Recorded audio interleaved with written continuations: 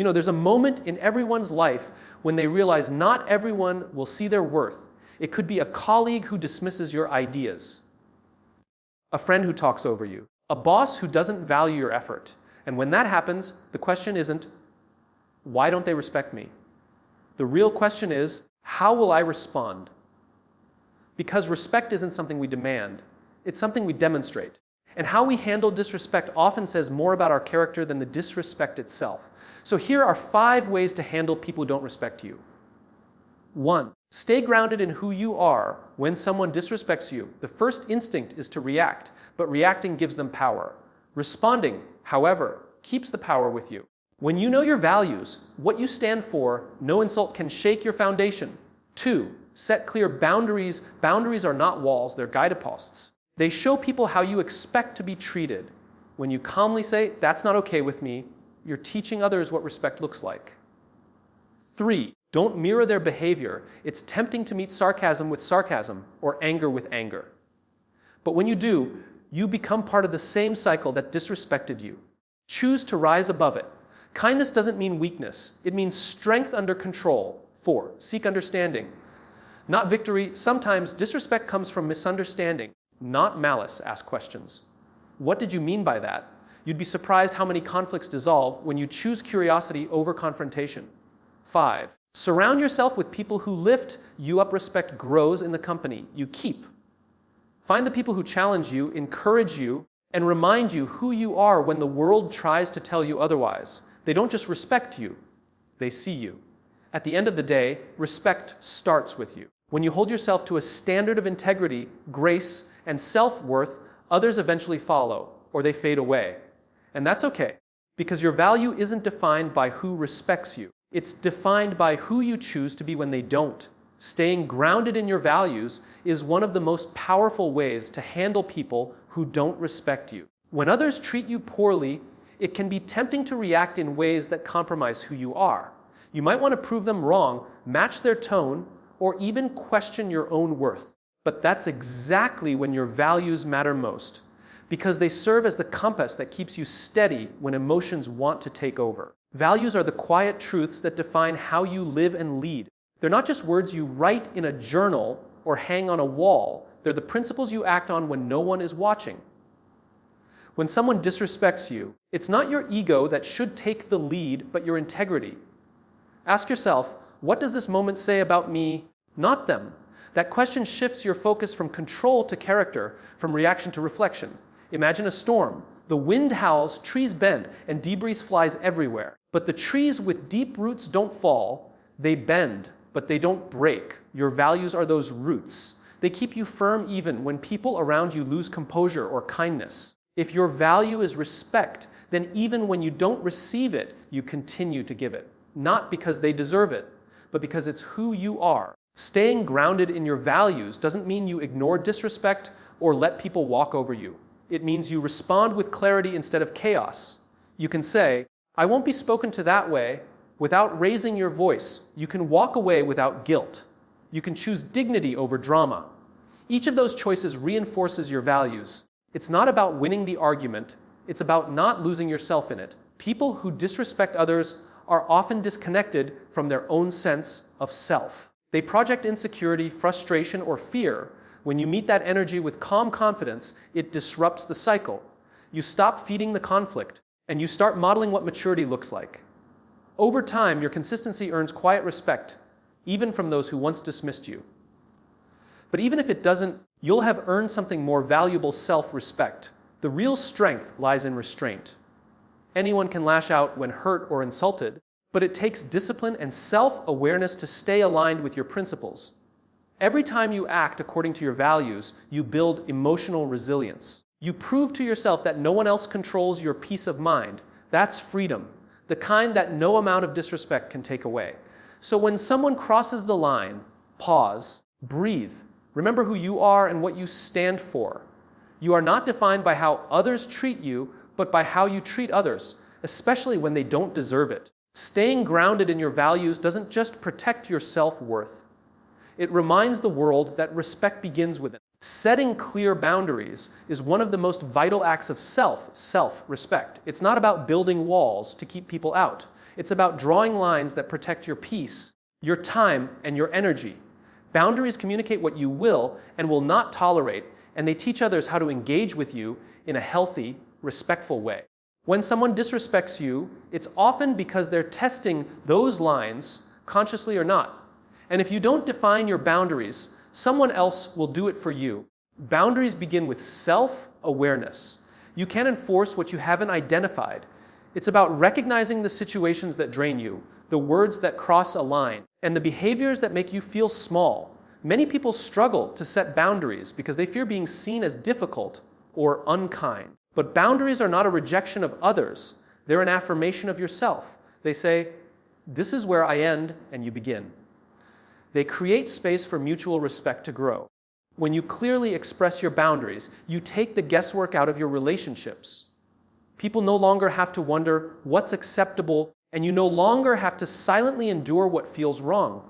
That clarity simplifies communication and strengthens trust. It may feel uncomfortable at first, especially if you're used to pleasing others, but discomfort is the price of growth. Every time you assert your boundaries, you reinforce your self-worth. You show yourself that your feelings matter, that your needs are valid. Sometimes setting boundaries means saying no when it's easier to say yes. It means declining an invitation, ending a conversation, or walking away from someone who refuses to treat you with respect. It's not about anger or punishment. It's about alignment. When your boundaries match your values, your life starts to reflect who you truly are. You begin to attract people who understand that respect isn't earned by dominance, but by balance. Of course, not everyone will welcome your boundaries. Some people benefit from your lack of them. When you finally start drawing lines, they might push back, guilt you, or accuse you of changing. But that's not a reason to give in. It's a sign you're evolving. Boundaries reveal who's willing to meet you halfway and who only valued you for your compliance. The ones who truly care will adjust. The ones who don't will drift away. Both outcomes serve your peace. Boundaries also extend beyond people. They apply to work, technology, and commitments. It's deciding when to stop checking emails, when to take a break, and when to rest without apology. It's giving yourself permission to protect your focus and energy. The more consistent you are, the stronger those boundaries become. People eventually learn how to treat you based on what you consistently allow. Setting clear boundaries isn't selfish, it's self-preserving. It's how you maintain dignity in a world that often confuses kindness with availability. When you draw your lines with confidence and compassion, you're not shutting people out, you're showing them the healthiest way to stay connected to you. When people disrespect you, the natural impulse is to defend yourself, to match their tone, or to prove that you won't be walked over. But the moment you stoop to their level, you hand them control of your behavior. You allow their actions to dictate your response. Choosing not to mirror their negativity isn't weakness, it's wisdom. It's the quiet strength of someone who refuses to let another person's chaos disturb their inner calm. There is a difference between standing up for yourself and sinking down to someone else's standard. Standing up for yourself is firm, focused, and respectful. Stooping to their level, on the other hand, is reactive and fueled by ego. When you meet anger with anger or disrespect with disrespect, you become part of the same problem you wanted to rise above. You might win the exchange, but you lose something more valuable, your peace of mind and your integrity. Every interaction is an opportunity to either elevate or lower yourself. When someone throws insults, spreads gossip, or tries to provoke you, they're inviting you into a space where reason is replaced by emotion. That's their arena, not yours. The real strength lies in staying out of it. You can address the situation, but do it with clarity, not cruelty. Speak calmly, state your truth, and then step away. Silence can be more powerful than the loudest argument because it signals that their behavior isn't worth your energy. People often lash out because of insecurity, frustration, or fear. Their disrespect says more about what's happening inside them than it does about you.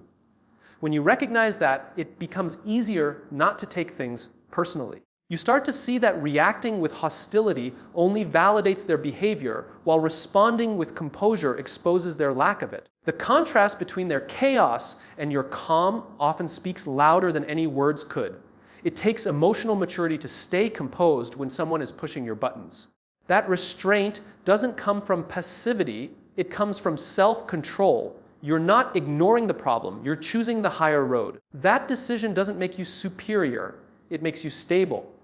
The more you practice it, the stronger your emotional discipline becomes. People begin to notice that you can't be easily provoked, and over time, that earns you quiet respect.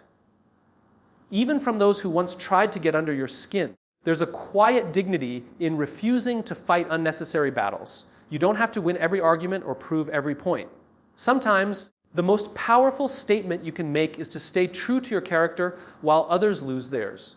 When you choose calm over chaos, respect over revenge, and composure over conflict, you not only protect your peace, you redefine strength. The goal isn't to show them who's right, it's to show yourself who you are when things go wrong. That is the true mark of self-respect. Seeking to understand before judging is one of the most transformative principles you can practice when dealing with disrespect. It requires humility, patience, and emotional intelligence. When someone offends you or acts in a way that feels unfair, your instinct might be to assume the worst, to label them as rude, arrogant, or inconsiderate. But that instant judgment often overlooks the complexity of human behavior. People are shaped by their experiences, fears, and struggles. And sometimes their actions are less about you and more about what they're carrying inside. When you pause to seek understanding, you interrupt the cycle of reaction. Instead of escalating tension, you open a door to empathy. You might ask yourself, what could be happening in their world that I don't see? Or, is there another reason behind this behavior? This doesn't excuse disrespect, but it gives you perspective. Perhaps the colleague who snapped at you is under immense stress. Perhaps the friend who dismissed your opinion is dealing with self-doubt. By trying to understand the cause, you respond from insight rather than irritation. Empathy does not mean agreement, it means awareness. You can understand someone's behavior without condoning it. The act of trying to understand shifts the focus from blame to clarity. It keeps you grounded and allows you to communicate more effectively. When you respond with curiosity instead of accusation, you invite dialogue instead of defensiveness. Simple questions like, can you help me understand what you meant? Can dissolve tension that might otherwise grow into resentment. Most people aren't used to being met with calm curiosity. They expect retaliation. So when you respond differently, it disarms them and often changes the entire dynamic. Choosing understanding also helps you protect your own energy. Judgment is heavy, it consumes your thoughts and emotions. But understanding is lighter. It frees you from unnecessary anger. It's a recognition that not every slight deserves outrage, and not every conflict requires a winner. When you approach people with empathy, you maintain control of your emotional state. You see the situation for what it is, not what your ego interprets it to be. There will be times when, despite your effort to understand, someone continues to behave poorly. In those moments, the value isn't in changing them, but in strengthening yourself. Seeking understanding teaches patience. It teaches you to listen, to pause before speaking, and to observe rather than assume. You become more aware of your own triggers and less likely to react impulsively. Over time, this practice builds emotional resilience, a kind of quiet confidence that can't be shaken by other people's moods or opinions. When you lead with understanding, you elevate every interaction. You show that respect is not conditional, that it starts with how you choose to perceive others. And sometimes, that small act of empathy is enough to transform conflict into connection and misunderstanding into mutual respect. Choosing your circle wisely is one of the most defining decisions you can make for your personal and emotional growth. The people you surround yourself with shape the way you think, feel, and act, often more than you realize. Every conversation you have, every environment you step into, and every person you allow close to you either fuels your growth or drains it. Respect isn't just something you demand from others, it's something that naturally thrives in the right company. When you choose your circle with intention, you build an environment where respect, trust, and encouragement become the norm, not the exception. Your circle should challenge you, not compete with you. The right people don't need to bring you down to feel taller. They celebrate your wins as if they were their own, and when you fail, they don't disappear. They remind you of your strength. These are the people who hold you accountable without judgment and inspire you to aim higher without pressure. They make you want to be better, not because they demand it, but because they reflect the kind of person you want to become. It's easy to underestimate the influence of your surroundings. Spend enough time with negativity, and it becomes the language you speak. Spend time with ambition, gratitude, and kindness, and those qualities start to take root in you too. That's why being selective about who gets your time and trust isn't arrogance, it's awareness. You're not shutting people out, you're making space for those who genuinely align with your values. Sometimes choosing your circle wisely means walking away from relationships that no longer serve your growth. It doesn't mean those people are bad, it simply means you're growing in different directions. Letting go can be painful, especially when history or loyalty tries to hold you back. But clinging to people who drain you only keeps you stuck. Growth often requires distance, and that distance creates room for new connections that honor who you are becoming, not just who you were. In a world that often measures relationships by quantity, wisdom lies in valuing quality. A small, trustworthy circle is more powerful than a crowd that doesn't care. The right people won't always tell you what you want to hear, but they'll tell you what you need to hear with love and respect. They'll remind you of your worth when you forget it, and protect your peace when you can't. That kind of support is priceless, and it becomes a mirror that reflects back the best version of yourself. When you choose your circle wisely, you're not just curating your relationships, you're shaping your environment, your mindset, and your future. The people around you become the standard for how you're treated, and together you build a space where respect is mutual, energy is positive, and growth is inevitable. That's not luck, it's the result of choosing with purpose. Self-respect is the foundation of every healthy relationship decision and boundary you build in life. It's the quiet confidence that comes from knowing your worth, even when others fail to see it. Without self-respect, you start seeking validation from places that can't give it to you. You begin to measure your value through other people's approval, attention, or acceptance. But when you respect yourself, you stop negotiating your dignity for temporary comfort. You no longer chase people to prove your value. You embody it. Self-respect begins with the choices you make every day. It's how you speak to yourself when no one else is listening, how you treat your own time, and how you respond when someone crosses a line. It's not arrogance or pride, it's alignment. It's living in a way that reflects your principles, not your fears. When you hold yourself to a certain standard, you naturally attract people who recognize and mirror that standard. You teach others how to treat you by how you treat yourself. If you consistently allow disrespect, excuses, or neglect, you silently give permission for it to continue. But when you stand firm in your worth, the world learns that you're not someone to be taken lightly. There's strength in walking away from what doesn't honor you. Sometimes that means ending a relationship, leaving a job, or distancing yourself from environments that diminish your spirit. These decisions aren't acts of ego. They're acts of preservation. They say, I value my peace more than your approval. And while that kind of strength can feel lonely at first, it ultimately leads to freedom. You stop needing others to fill the spaces that self-respect already secures. Self-respect also shows up in the standards you keep for yourself. It's easy to demand respect from others while neglecting your own habits. But true self-respect means living with discipline and integrity. It's honoring your word, doing what you say you will do, and taking care of your physical and emotional health. It's recognizing that you deserve the same effort, patience, and kindness you so often give to others. When you respect yourself enough to invest in your growth, you stop tolerating what keeps you small. There will always be people who misunderstand your self-respect as arrogance or distance. That's because confidence can be intimidating to those who haven't built their own. But that's not your burden to carry. The goal isn't to please everyone, it's to live in a way that pleases your principles. When you know who you are and what you stand for, disrespect no longer shakes you, it reveals who doesn't belong in your life. Self-respect is not a feeling, it's a foundation. It supports every other form of respect you seek from the world. Without it, even the best relationships feel unstable. With it, you stand firm. No matter who stands beside you or walks away, it's the unshakable belief that you are enough. Not because others say so, but because you've decided to live like it.